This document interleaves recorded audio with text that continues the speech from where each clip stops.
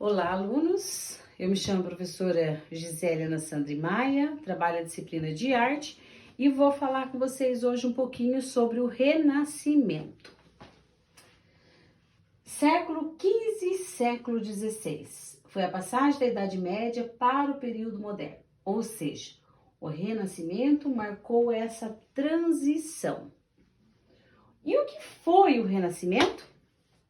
Foi um movimento artístico-cultural, científico e econômico que aconteceu por volta dos séculos XV e XVI. E não pense que isso aconteceu de a noite pelo dia, de uma hora para outra, né? Dormimos no período medieval, nascemos renascentista? Não. Houve um processo para isso, né? Foi de forma gradual. A transformação foi acontecendo aos poucos, as pessoas foram mudando, a sociedade, política, houve essa transição, essa mudança.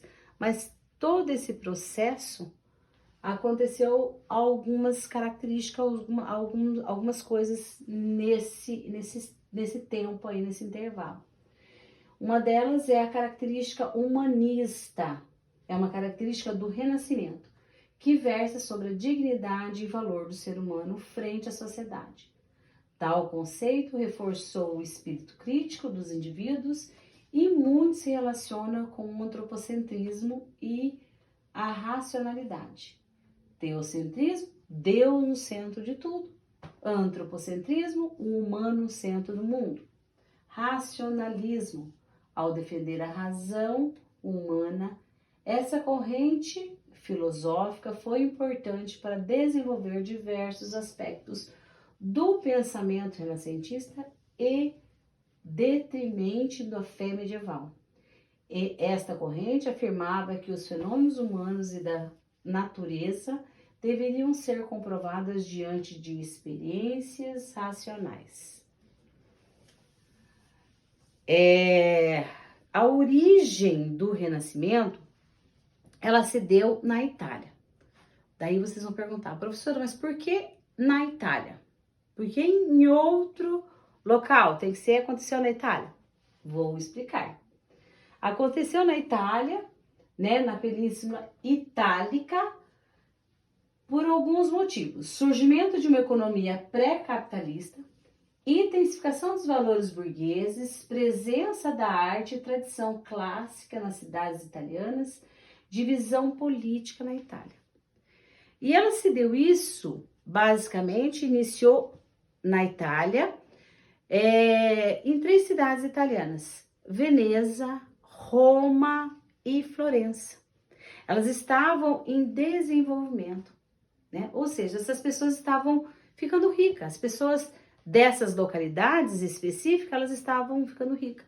E não estavam ricas por pertencer à nobreza, por pertencer à corte, não.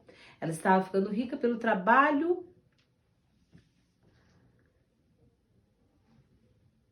mercantil, né? Por esse motivo, as pessoas estavam tendo uma ascensão social pelo trabalho mercantil. Elas queriam mostrar que elas estavam tendo essa aquisição financeira, elas estavam tendo din-din, né? E para isso elas estavam começando a comprar arte, investir em cultura, né?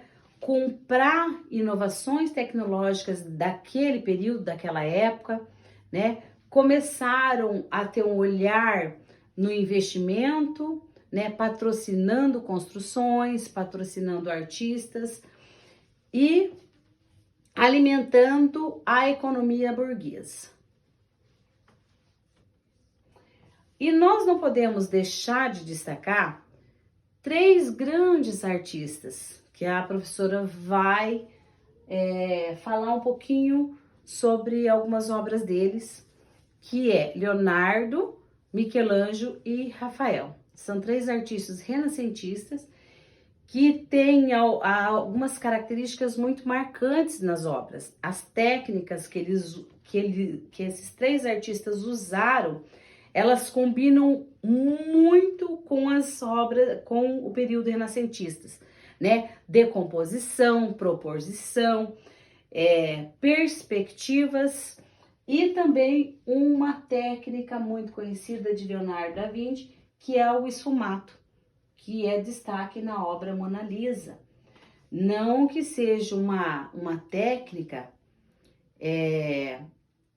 de criação do artista, mas foi através das mãos e inovações de Leonardo que o esfumato hoje é conhecido, né?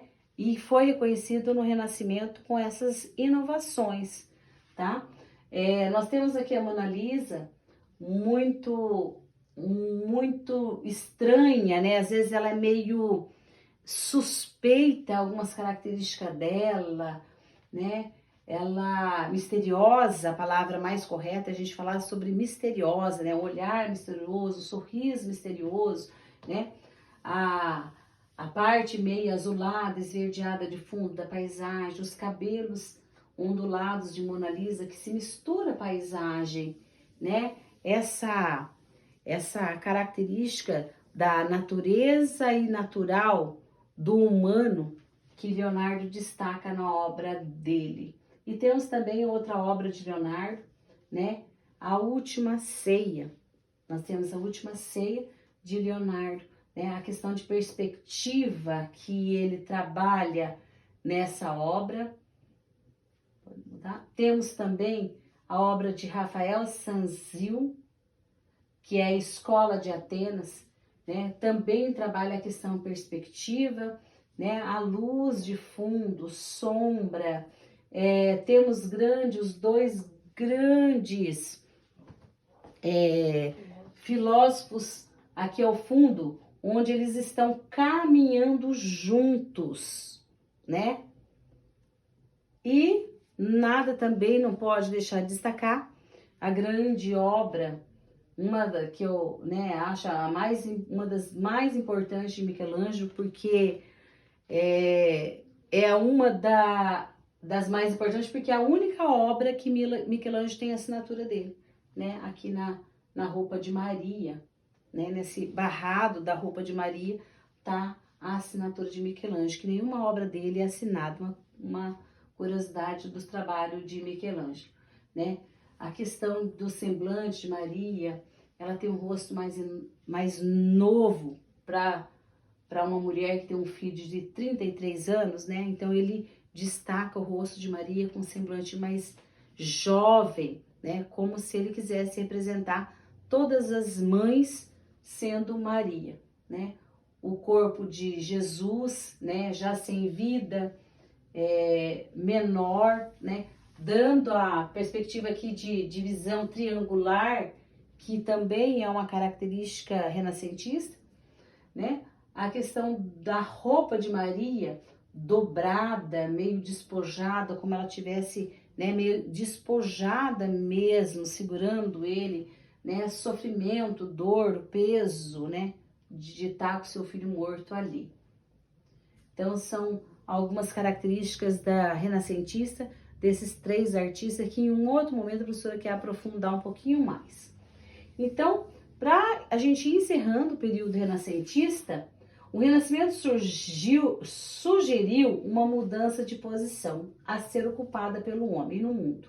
Ao longo dos séculos posteriores ao Renascimento, os valores por ele empreendidos vigoraram ainda por diversos campos da arte, da cultura e da ciência.